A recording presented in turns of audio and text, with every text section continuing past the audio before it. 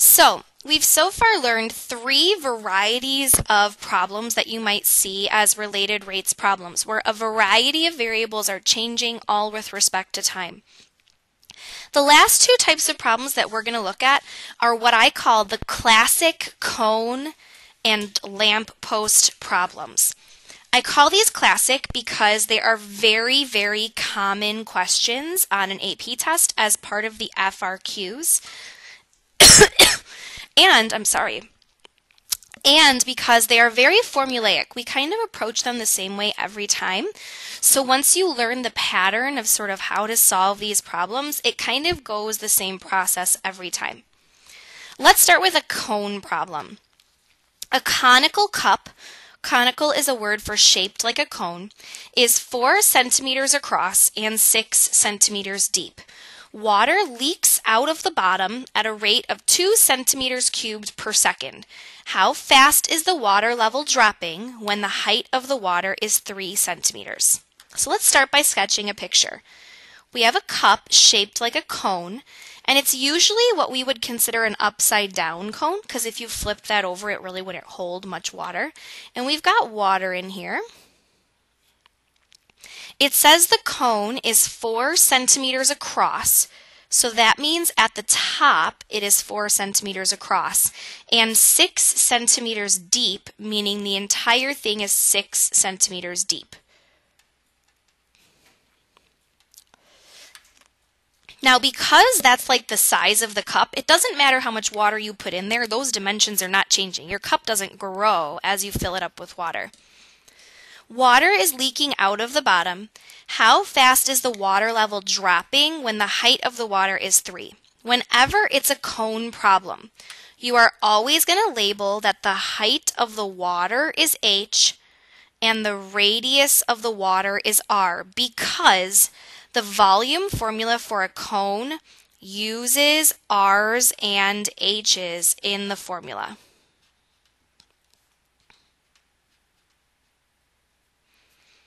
So the setup will always start this way. You have a cone, you're going to label the big overall dimensions with numbers because they're set. Your cone's size doesn't change. And you're going to label the R and the H with variables because the amount of water in the cup is changing. Water is leaking out of the bottom at 2 centimeters cubed per second. So because it's leaking out, the volume is changing by getting smaller, which is why we make this a negative rate of change of the volume. How fast is the water level dropping when the height of the water is 3 centimeters? So H is 3. Now you'll notice we have a lot of really important missing information here. We're missing the R, we're missing the volume, we're missing the dr dt, we're missing the dh dt. If there was only one thing left that was missing, we would be able to solve this problem. But as it stands right now, we are missing too much stuff. So every cone problem will require you to do this next step. You need to know when you read a cone problem, do this.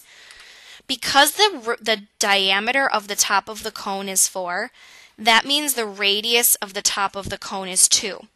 So every single time that you have a cone problem, you will set up the following ratio.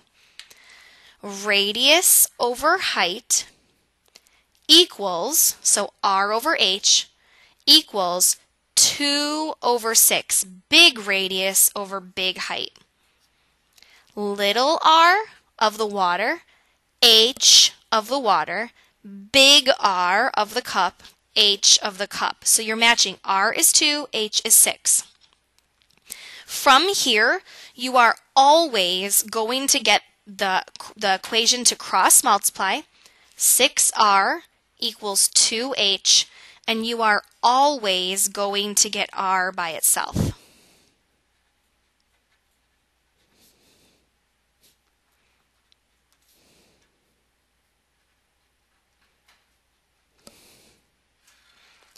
This part right here is the most important thing to know about a cone problem. This idea that you will be setting up a proportion every time that there is a cone problem, is really important because it's impossible to solve these problems without it. Now, because of that, we can use this ratio many times in this problem to make our lives easier. One of the ways that we use this ratio is to make our formula easier. So let me show you. The formula for the volume of a cone is 1/3 pi r squared h. Because there are two variables here, when we take this derivative, we would have to use product rule. So one way that we make our life easier is that we substitute 1/3 h in for r so that we don't have two variables. This is before we take a derivative. What I'm doing right here is I'm using my highlighter so that if I look back at this later, I can tell all the different times that that formula helped me. I'm just substituting. Now from here, I can simplify. 1/3 pi times 1/3 squared would be 1/9 h squared times h, which simplifies to 1/27 pi h cubed. Now there is only one variable in the problem, and so it makes it a lot easier to take the derivative. After you substitute, you would take the derivative. So dv dt equals, if I drop the 3, I get 1/9 pi h squared dh dt. So let's fill in what we know. We know that dv dt is -2 equals, I'm going to rewrite this part right here as just pi/9. I know that h is 3, and I want to know dh dt because I want to know at what rate the water level or the height of the water is falling. So 3 squared is 9, cancels this 9, which means I get -2 equals pi dh dt. So dh dt will equal -2 over pi centimeters per second.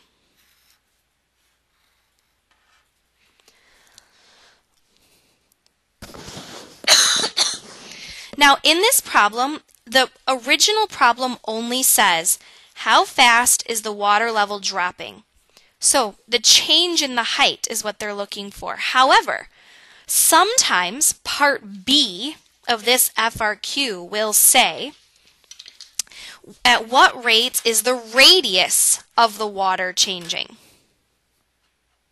So to find dr dt,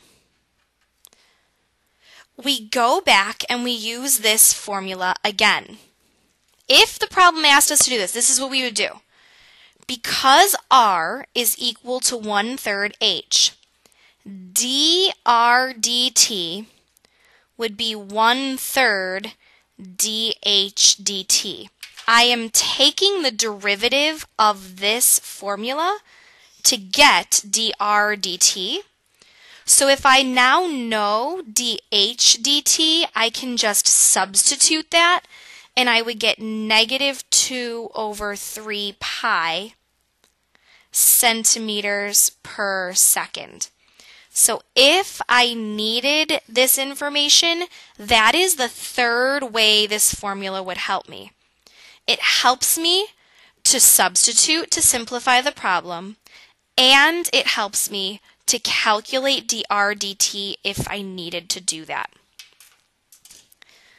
All right, number 2. A funnel in the shape of an inverted cone, inverted means upside down, is 30 centimeters deep and the diameter across the top is 20 centimeters.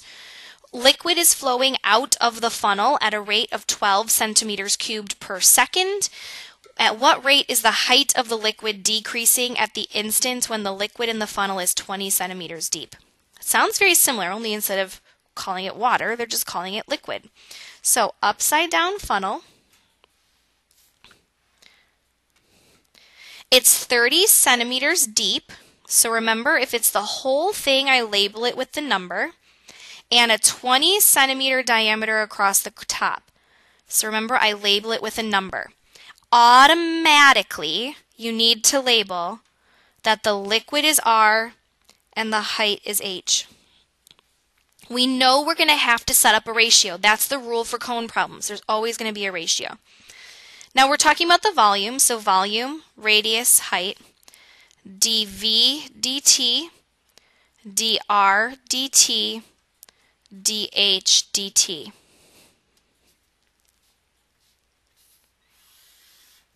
First step, write a ratio. So R over H equals.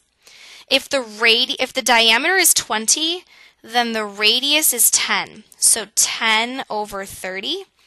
Cross multiply, so 30R equals 10H. Get R by itself. Now, ironically, this one works out to be 1/3 H again, but it's not always 1/3. Like, it's not always going to work that way. This is something you always have to do in a cone problem. So again, I'm going to highlight all of the ways that having this ratio helps us in this problem. Let's fill in what else we know from the original directions. We know that liquid is flowing out of the funnel, so negative 12 centimeters cubed per second. The height, at what rate is the height of the liquid decreasing when the liquid in the funnel is 20 centimeters deep? So the height is 20. We want to know dH dt. First, let's write down our volume formula. 1/3 pi r squared h. Now we're going to substitute. So everywhere that you see an r, plug in 1/3 h.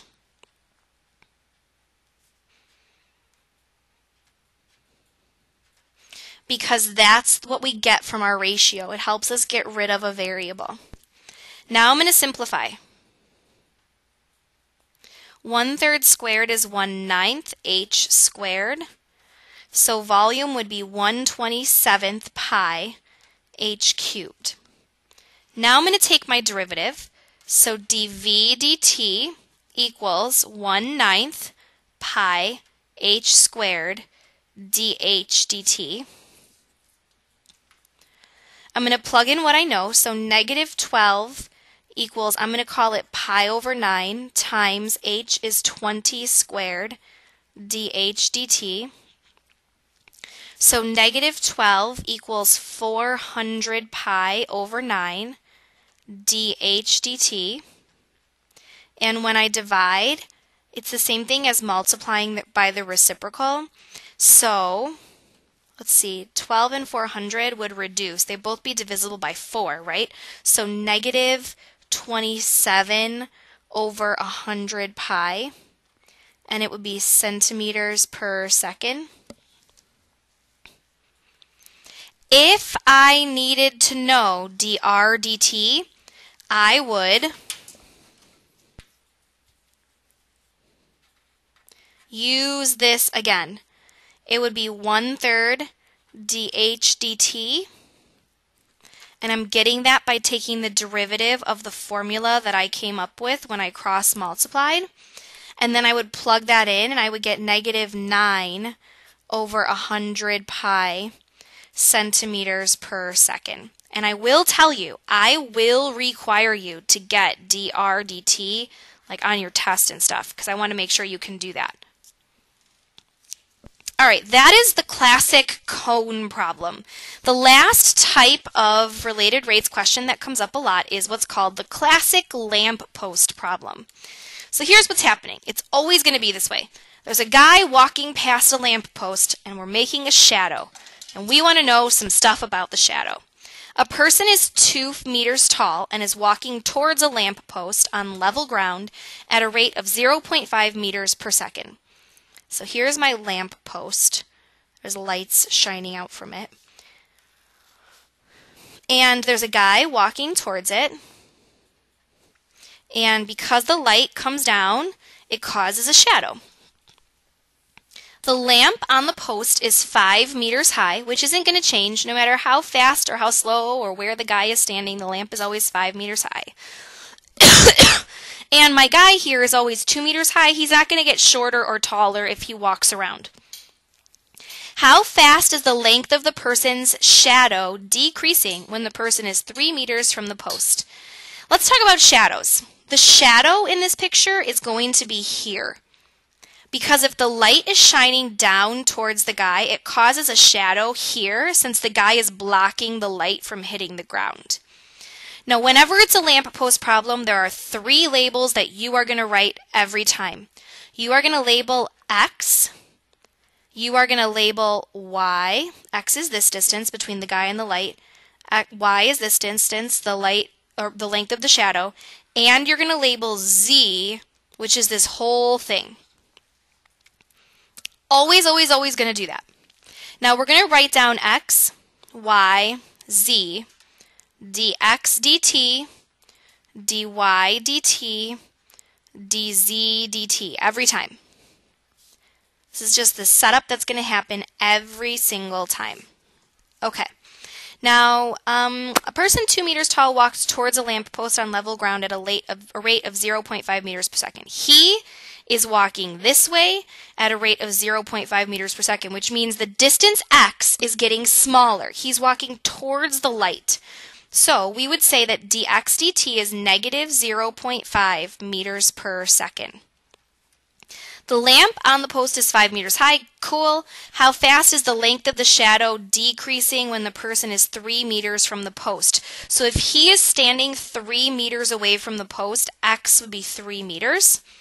At what rate is the top of his shadow moving? So we want to know 2 questions. The length of the shadow should be decreasing and the top of the shadow should be moving. Those are 2 different questions. We'll talk about why that is in a second. Okay, so let's set up a formula here. In this problem, your first instinct might be to talk about Pythagorean Theorem because you might be going, oh, we've got some right triangles, but we don't know anything about the hypotenuses of any of these right triangles, so we can't really do that. Your second instinct might be to talk about trig, but there's no angles in the problem. So what we're going to do here is we're going to set up a ratio. So if you think about this as being a big triangle overlapping with a little triangle, the little triangle's base would be y, and the height would be 2, because that's how tall the dude is. The base of the big triangle would be x plus y, and the height would be 5. If we set up a ratio, you would have 5 over x plus y equals 2 over y. You probably learned this when you were doing similar triangles in geometry. If we want to now solve this problem, we're going to cross multiply. So 5 times y equals 2 times x plus y, which means 5 times y equals 2x plus 2y. So if I subtract the 2y, I get 3y equals 2x. It is always going to start this way. Draw the triangle, set up a ratio, cross multiply, get a formula. Then take the derivative. 3 dy dt equals 2 dx dt. If we fill in what we know, 3 dy dt would equal 2 times negative 0.5. Now negative 0.5 times 2 is just negative 1. So if I divide, I get that dy dt would be negative 1/3 meters per second. So, which question is this answering? Is that the length of the shadow or is that the top of the shadow? Since y represents the shadow on the ground, this would be the length of the shadow.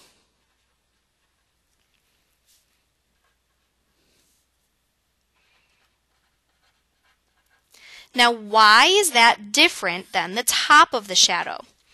Well, the top of the shadow is this point on the ground right here. And the thing is that the top of the shadow is being affected by how fast x is changing and also how fast y is changing, because this spot is going to move based on x and y. So the top of the shadow is actually the rate of x plus the rate of y. Now, negative 0.5 is negative 1/2. plus negative 1/3, which would be negative 5/6. So the top of the shadow is moving faster than the other ones because it's affected by both x and y. And it's always going to be that way. Always. All right, let's talk about the next one. A man is 6 feet tall and walks at a rate of 5 feet per second towards a streetlight that is 16 feet above the ground. At what rate is the tip of the shadow moving? At what rate is the length of the shadow changing when he's 10 feet away from the base? So we've got a light, we've got a guy, we know we're going to have similar triangles because that's just how it always goes. The light, or the guy is 6 feet tall, the light is 16 feet above the ground, x, y, I like to label this whole thing z. X, y, z, dx, dt, dy, dt, dz, dt.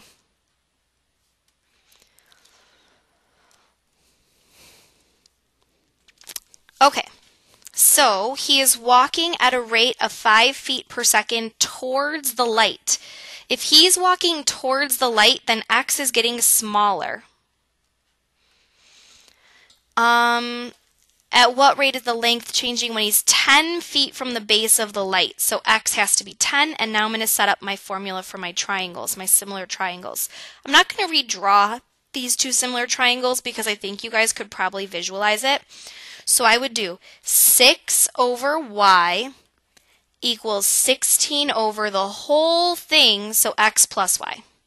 Same as we did in the other problem. We're just doing similar triangles. Then cross multiply.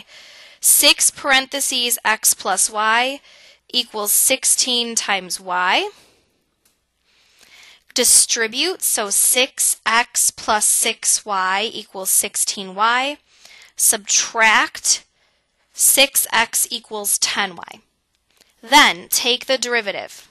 6 dx dt equals 10 dy dt. So plug in what you know. 6 times negative 5 equals 10 dy dt. So negative 30 equals 10 dy dt, which means dy dt, you can't see what I'm writing, would equal negative 3 feet per second. Now what is that really?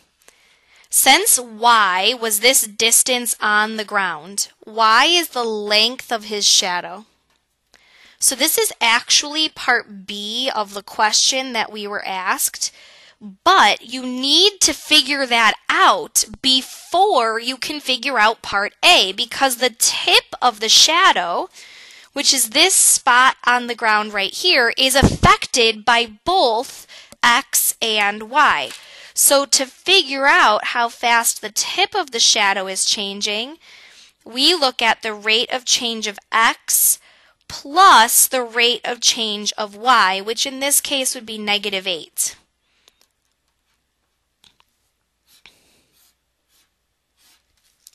You'll notice that there are definitely some patterns here. In the cone problem, it's very systematic. Always draw a picture, always write a ratio, always substitute to make your life easier. In the shadows problem, where there's a street lamp, it's very systematic. Always write similar triangles, always cross multiply, always find the length first, always find the tip second. All of these things can be sort of formulaic. If you just practice them enough times, you'll get really good at them. So we're going to practice these a lot of times tomorrow when I see you. I'll see you then.